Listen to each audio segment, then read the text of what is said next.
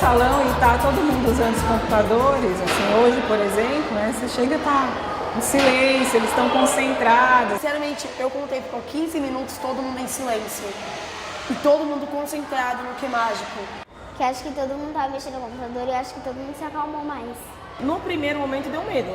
Eu vou dizer para você que eu vi uma outra escola hoje aqui hoje a gente aplicou no 8º ano. É como, sabe, quando você está aprendendo uma língua e você começa a entender aos poucos o que o outro está falando para você? Foi um percurso que começou lá o ano passado, eu acho, se eu não for contar desde o começo.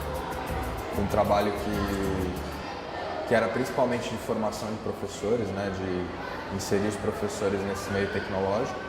E é um trabalho que só foi se consolidando até que a gente chegou nesse ano. Buscar professores, alguns professores da escola que vão servir um pouco de ponte entre esse projeto de implementação, né, da plataforma e da cultura digital aqui e com a escola. Então foi conhecido aí como os professores de dinamizadores, né?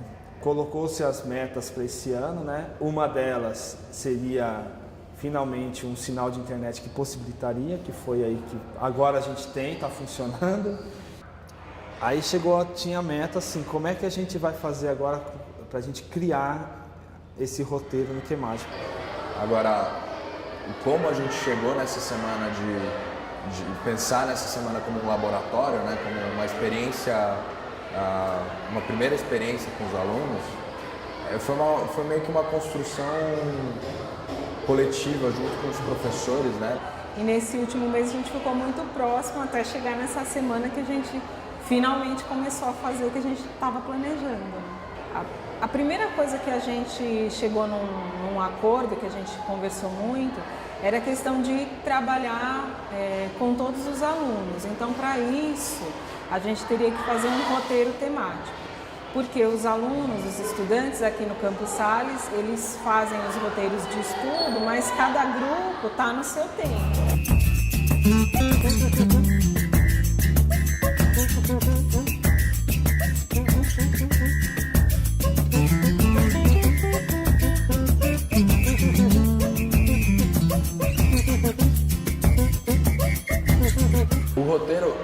Esse roteiro temático que a gente produziu, ele é uma correspondência, ele foi totalmente online, né? Então todas as atividades do roteiro temático estavam numa sequência didática também dentro do Que Mágico. Os roteiros que a gente vai usar a partir de agora, os roteiros que os professores vão começar a produzir, eles vão ser, na verdade, uma mistura, né? O aluno vai estar em algum momento trabalhando no papel ou trabalhando com um grupo e de repente o próprio roteiro que ele está fazendo vai indicar para ele que ele tem que ir para o Que Mágico. Ele interage, né? Ele tem uma série de recursos de interação, né? Então ele responde perguntas, ele assiste um vídeo, ele deixa um comentário, ele curte alguma atividade. E sempre que ele interage com uma atividade, ele ganha alguns pontos por isso, né? É o que a gente chama de gamificação. Então ele ganha algumas estrelas pelo fato de ele ter entrado naquela atividade e ter feito aquela atividade. A ideia é que o aluno sinta prazer naquilo, é uma espécie de recompensa por ele ter estudado, né? E é legal por um lado porque produz uma curiosidade grande deles, né? De procurarem mais, de quererem ver mais.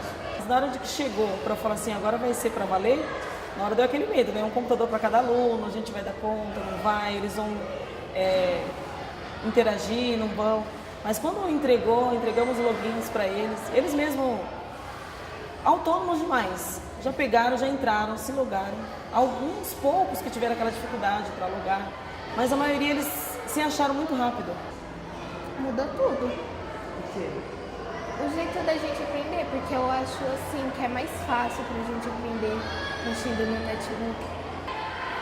Eu sempre falei que a escola tradicional não está mais funcionando, porque a molecada está por aí com acesso à informação em todo lugar. Aí você chega na escola, uma lousa, uma cadeira e um papel, para eles já não, eu acredito que não funciona mais. Então você percebe que os colegas estão com uma expressão assim de alegria também, além de que tem um trabalho novo, né? Gera um estresse também para todo mundo. É um jeito novo agora de trabalhar dentro do salão, mas apesar disso, desse receio que causa a novidade, o pessoal estava bem animado. No começo foi meio desafiador, assim, né? Porque o que a gente vai colocar, que link, qual assunto, porque o 5º ano é pesquisa. Eles estão na fase de pesquisa, no ciclo 2, do 4º ao 6º ano é pesquisa. Aí para você chegar para uma criança e falar, vocês vão fazer pesquisa, para eles entenderem primeiro o que era, o que a gente fez. A gente procurou buscar um assunto que eles se identificassem. Aí, conversando, a gente chegou no Scooby-Doo, nos filmes do Scooby-Doo, desenho do Scooby-Doo, que tem um mistério, como chegar, como resolver. A gente resolveu colocar os episódios do Scooby-Doo como pesquisa. Então, assim que eu cheguei no salão, a oficina estava rolando, eles chamaram para contar, para mostrar, olha professor, eu fiz tantos pontos, olha professor, eu comentei o que o fulano falou dessa atividade. O fato das linguagens, né? Porque o mundo hoje ele está um pouco mais, como é que eu posso dizer? Eles estão exigindo da gente outro tipo de linguagem, como a linguagem visual, a linguagem, na verdade, a linguagem audiovisual, né? No salão é difícil você ter o dicionário. Levanta, pega o dicionário, procura. Para eles a gente colocou o link do dicionário online, eles já ficou mais fácil para eles procurarem as palavras, bem mais rápido, mais independência para eles também. Um roteiro, se eles fossem fazer no papel, colocássemos 3, 4 páginas, eram 2 dias de trabalho. Eles fizeram em 1h30.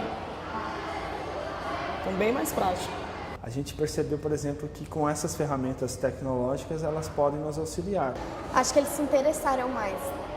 Porque, tipo, todo dia, caderno, livro, caderno e lápis. Enjoa. Trabalhar com os professores dentro de oficinas, os recursos de análise, né, que eles podem usar. Eles começarem a trabalhar com a questão dos dados. Como é que eles podem olhar para os dados que os alunos estão produzindo e usarem isso para planejar novas atividades. Quais foram os alunos que interagiram, né? Se os alunos interagiram, se eles fizeram uma determinada atividade, quanto tempo eles passaram, usando o tempo, eles podem identificar às vezes dificuldades dos alunos. Então eles podem saber que, bom, esse aluno passou muito tempo para responder uma coisa que era muito simples, então, ou para deixar escrever uma resposta que era uma pergunta muito simples que a maior parte dos alunos não teve problema para responder. Então, esse tipo de dado ajuda o professor a identificar onde está o problema. Para além do fato de também terem dados sobre interação, né, de interação aluno-aluno, ele saber se um aluno interagiu com o outro ou se um determinado conteúdo se os alunos gostaram muito de um determinado conteúdo. Isso é muito bacana para os professores reaproveitarem, né?